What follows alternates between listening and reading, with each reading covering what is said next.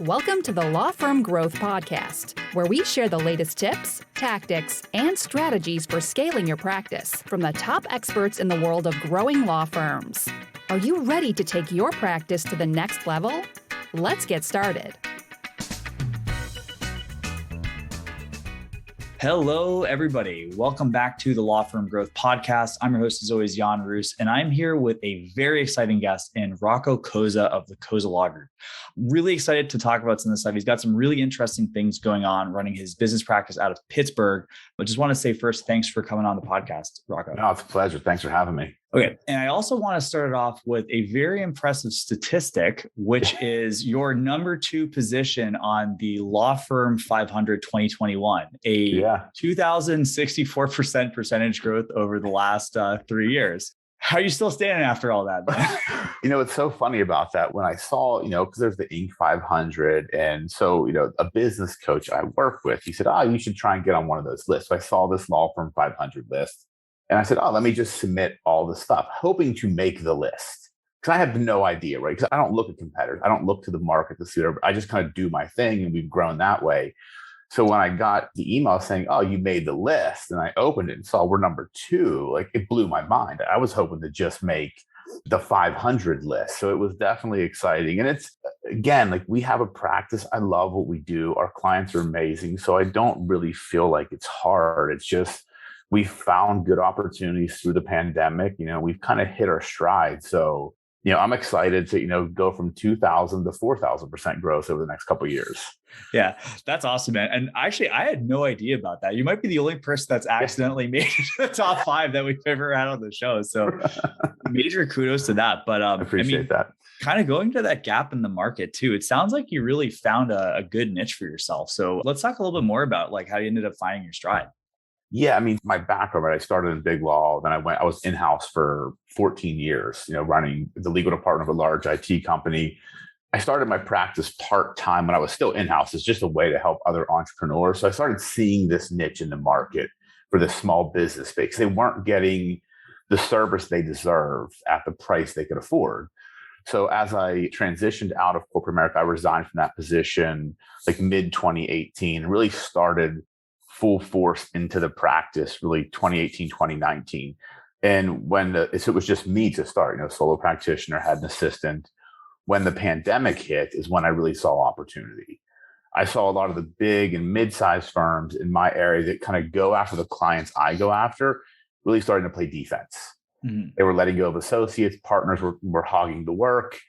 It was increasing the cost to clients. And I saw clients wanted a more efficient way to get things done. And I went on the offense, during the pandemic, and we grew, exponentially over the past 2 years. And we don't really have an industry. I always say we're industry agnostic, but our sweet spot, I feel like, happens to be in that 1 to 50 million revenue type companies. Okay, that's where I think we provide the most value. Yeah, that's awesome. And it's kind of interesting too, because a lot of the people listening to this podcast are it wouldn't be so bad to own a $1 to $50 million company. Right. But in the grand scheme of things, having come from the corporate world too, that's what most people would consider an SMB, I guess, right? Yeah. Yep. But it's really interesting too, because it's let's talk a little bit more about playing offense too. And it's funny, I had this really great conversation with a podcast guest whose name eludes me at the moment, but he was basically talking about how a lot of the big law firms and why they were particularly screwed during COVID is that they do their distributions at the end of the year. So they clear out their checking account. And then, we talk about this, they're looking to get in the black in March and they're toast. So that might've been a huge factor for it. But how are you able to capitalize and win so much business during the pandemic? So to your point, that's exactly what I know a lot of the people in my market, that's how they play. I saw it as one, I kept my overhead really low, right? I'm not in downtown Pittsburgh, so I don't need huge office space. My expenses to run the firm, even now with 6 employees, I keep it relatively a small portion of our overall revenue. When I say I played offense, I put more effort into marketing at that point in time, not paying for marketing, but just putting myself out there on social media, on LinkedIn, trying to make the connections I can make when people were really afraid to meet people, afraid to talk to people, were really afraid to develop new relationships because they didn't want to do it over Zoom or they didn't think they could. I just saw, when people were kind of going in their shells, like I just kind of broke through and said, let me just put myself out there as much as possible, reached out to connections, and it really just kind of snowballed from there. There's no magic formula I had. It was just a lot of, grinding it out, really. So yeah, basically, so you're kind of networking at scale and maybe like leveraging some of those digital relationships. Okay. Exactly. And I'm super curious too, because I think it's such an important thing to really be able to succeed in business law. Because like you got people that probably come to you for trademark or some small document for formation, probably up to guys who are on a super hefty retainer. How are you getting that foot in the door with some of these clients? I'm a relationship person. So, I did, and honestly, the TED talk I did tends to be a door opener. I did a TED talk on the power of kindness in business. And it was called the Unbillable Hour. So it tends to, and it's in my email signature and it's online, and people, even over the past 6 months, I can't tell you how many people just watch that online or see it posted somewhere and reach out to me and just want to have a discussion. And then when they understand what we do and how we do it, that's how we get our foot in the door. It's really been just, I've never focused on, a lot of business lawyers focus on, time and money, right? Okay, I got to charge for this consultation. I've always been, let me just see how I can help somebody. Let me meet with this person. I may not be able to do anything for them except connect them to someone else, but I've always been willing to give that time and go that extra mile. And just taking that little bit extra effort in developing that relationship in the beginning has allowed me to get in and work with some Fortune 100 companies as a small firm. Yeah, that's super interesting. And as far as like, so some of those initial conversations don't even result in business for you. Sometimes you even refer that to someone else. So you're able to kind of, if I'm putting this, connecting the dots here, it's a completely no risk conversation in the beginning. And you're able to genuinely recommend your services when that's truly the best option for that client, right? Yeah. And it's really, I go into every meeting with not how can I help them with my law firm, what problem do they have and how can I help them solve it anyway, with stuff we do, with people I know, with other connections I have. And I always say I zoom out and look at the holistic and say, okay, what is their actual problem? Because sometimes I'll have clients that come to me, and like I can give you an example. We had a client come here. She was concerned about franchising and her business was growing, and she was very frustrated. When we sat in a meeting with her for an hour and a half, we realized that all she needed was an assistant. Right. Like it had nothing to do with franchising. It had nothing to do with opening new locations. It had that she was just overwhelmed with stuff that she needed to find an assistant to kind of help her take her business to the next level. So I just go into meetings like that, which most lawyers, at least in my practice, don't typically do. And it just turns into a better relationship, in my opinion. Yeah, no, I think that's a great concept too. Because this is something I've actually, so it's funny. We have a couple of guys in the sales team we're kind of bringing up in the last couple of months too. And I always say like, it's super important because when you tell somebody that it's a no, when you tell somebody that we should work together, means that much more. And it's not anything that they know, but it's something that you know, and like how you come across is something that's like super important. But yeah, absolutely. I'd also bet though, like, do you ever have situations where you might refer somebody outside of you and then they come back with a different referral or even that same person down the line? Yeah. I mean, we don't take every client that comes in, right? We have, we know what we do well, and outside of that, we don't do it, but we build a good referral source. But I will tell you this, that if you give me 20 people that come to me and say I refer 10 of those people out, at least 8 of them are coming back to us or something. That's super interesting. Yeah. Yeah. I mean, when we actually look at those statistics and really try and understand, we track our referrals, we track the relationship. So I could tell my close rate when I get someone on the phone is 99%. Yeah. That's like, fantastic. It's about relationships in my mind. Yeah.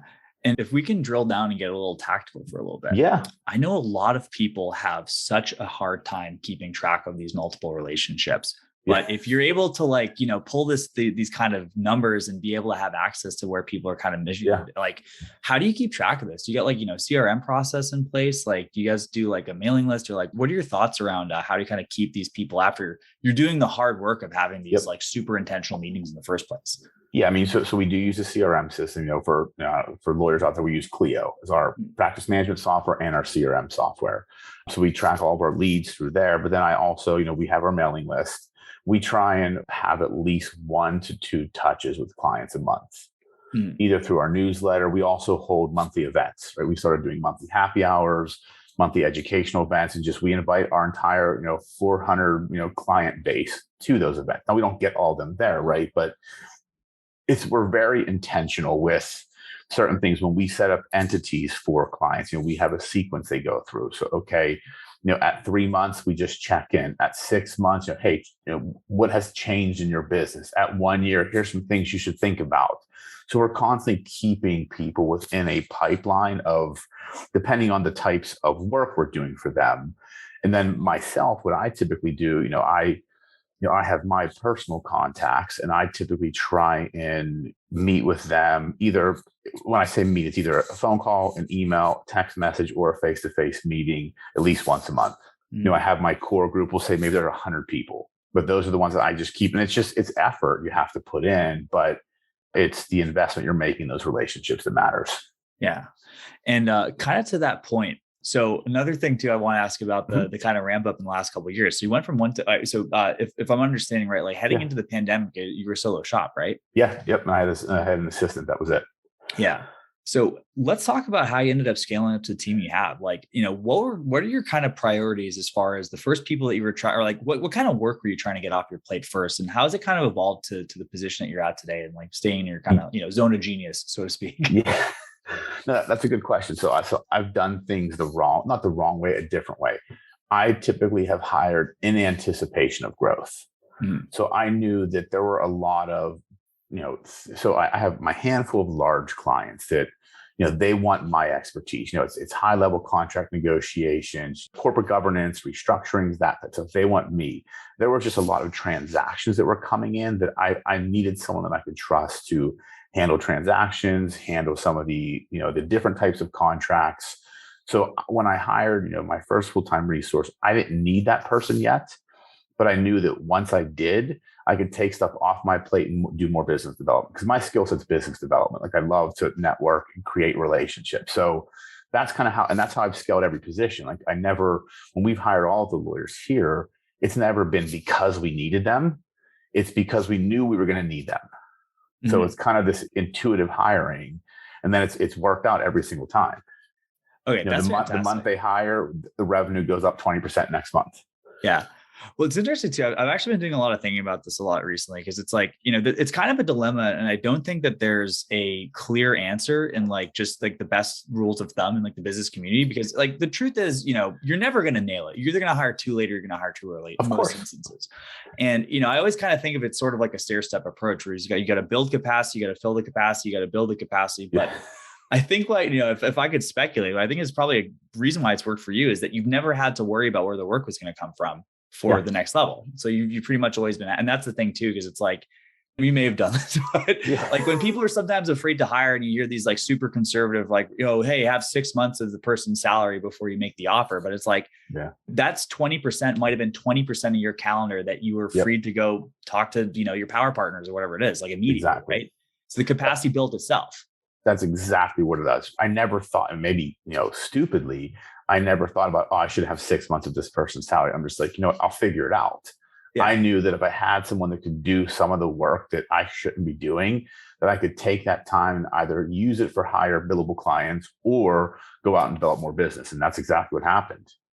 Then the last person we hired is handling litigation for us, which was a lot of the stuff I was referring out because we just didn't have the bandwidth to do it. Then we hired someone who has litigation experience, and now we keep all that business in-house.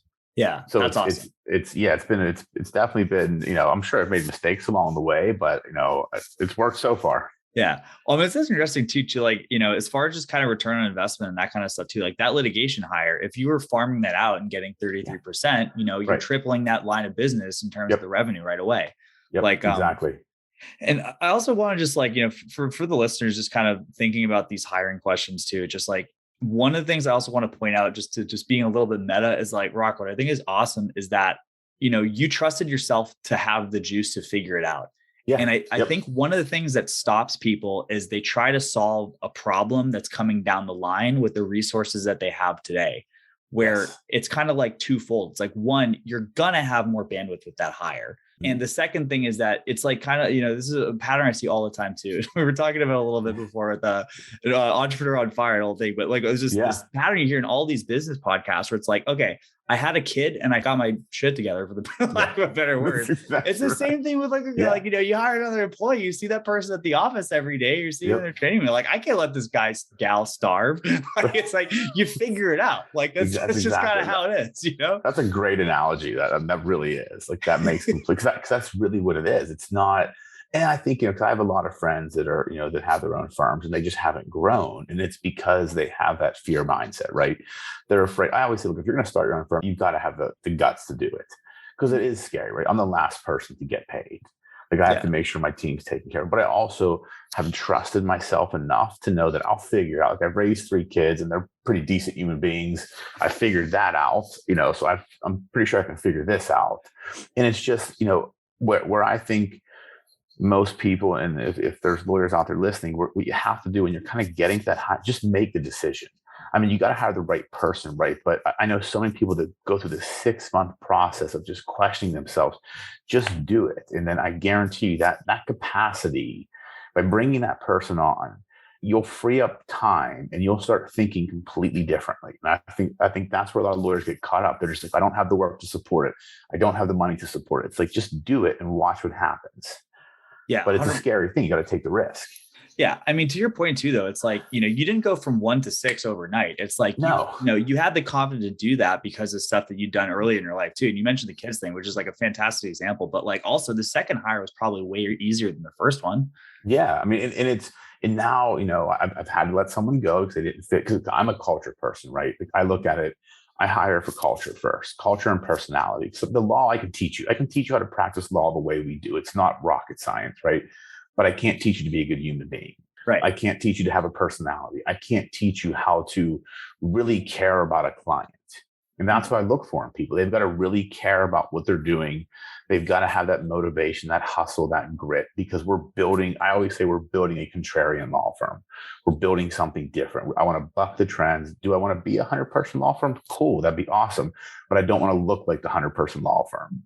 Right. So to me, it's that culture is what matters most. And finding that it gets easier because now I know exactly what that person should look like. Yeah.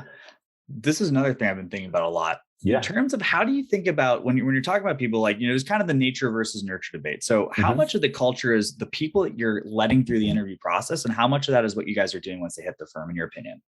That's a really good question. I would say the 50, almost probably 50-50, right? Because I think I can tell instinctively when I hire a person that they've got the right qualities. I know that being in this environment will sharpen those. Right. So it's, and that's what's happened so far. Because I know that if you're around me and you're around the environment I'm creating, like, I want this to be a family. Like, I want it to be an open door policy. It's not about, I don't know everything. Question me, criticize me. Like, that's what I'm here for. Like, we have to learn from one another, and giving them the bandwidth to make their own decisions and to try certain things. And I think, to answer the question, it's probably about 50-50. Like, they have those raw materials that get molded while they're in this environment. Yeah. So you don't necessarily need the right person on day one, but you got to see the potential by the time. Exactly. Yes. Absolutely right. And as far as you making that decision, like, is it mostly an intuitive thing, or do you have any special process that you build into, how you guys are finding people to get the right kind of person running in the first place? Yeah. It's intuitive, honestly. Like, I wish I could tell you I had this complex process and these interview questions. Everybody that works for me, like, I knew in that interview, just by the things they said, their body language, their demeanor, the questions they asked, that they were the right fit. Yeah. Well, it's interesting too. And I'll kind of like, another kind of meta thing that I'll step out to. I think that's not unconnected with your, way of getting business as well. It's like, you have a lot of conversations with people. Yes, that's great from a business development perspective, but you're also a student of human psychology on some level every time you enter a conversation with somebody. So it's like, your pattern matching is better than the guy who's been, writing appeals for the last 30 years. That is, I was a psychology major in undergrad. I almost went to graduate school for psychology. I'm a student of human nature. Like, I read more books on personal development and psychology than I do law books. Yeah. Because what we do, we're a business, I always say there's lawyers that practice law and there's entrepreneurs that sell legal services. We are the latter. And to be an entrepreneur, very good when you have to understand people, because everything is relationships. Right. let me hit you with a little speed round. As far as like, your favorite books or podcasts or anything like resources, whatever, like what would you say are, your top 3 for somebody who's you in 2017? They want to scale up, they want to grow. What would you say are the things that you'd recommend the most for that person to be consuming from a content perspective? So if I would give you 2 books, absolutely. And then I'll give you 1 podcast. The 2 books are The Success Principles by Jack Canfield. I read it. It's a long book. I read it every year. I read it. He's a guy who wrote Chicken Soup for the Soul. Mm-hmm. I read it in my late 20s. It changed my life. Like completely just changed my life because of certain principles in that book. The second book is On Fire. I can't remember the author's name, Dan something. It was about his story about how he got burnt as a child and how he's just had this determination. It was just a motivational, inspiring story. I'm like, if this person can go through that and end up where they did, there's nothing I can't do. Mm-hmm. And then from a podcast perspective, I listen to a lot of different ones. I think there's one show, the Ed Milet show. Oh yeah, I love Ed Milet. Like there's just something like not everything he says is like applicable to what we do, but there are some really good nuggets of just kind of taking responsibility for yourself. Because truly to do what we do, to build a practice, it's on you. You got to take responsibility for it. And just having those things like that helped me the most, those things. Okay, that's awesome. What's the other thing too, like kind of a theme that we've kind of been arriving at, just like if you really trust yourself and you take care of that stuff, a lot of the things can fall into place. Absolutely right. So that's awesome, Rocco. Getting towards the end of the top of the hour. So I want to thank you for coming on. As far as for anyone who wants to like, get in touch or like, what's the best way to find out more about you? You can go to our law firm website. It's just cozzalaw.com, COZZALAW. I'm also pretty active on Instagram, which is just my name, the Rocco Cozza, all one word. I actually started the TikTok page as well because I see opportunity there on social media. You can reach out to me there, LinkedIn. It's all just search my name and you'll find me. I wish I asked you about TikTok earlier. The podcast, we might have to get a part 2 going. But okay, awesome, man. So super appreciate the time once again. Rocco, that was awesome learning about your story. And for everybody else, I will see you guys next Tuesday at 8 a.m. Eastern on the Law Firm Growth Podcast. Thank you for listening to the Law Firm Growth Podcast. For show notes, free resources, and more, head on over to casefuel.com/podcast. Looking forward to catching up on the next episode.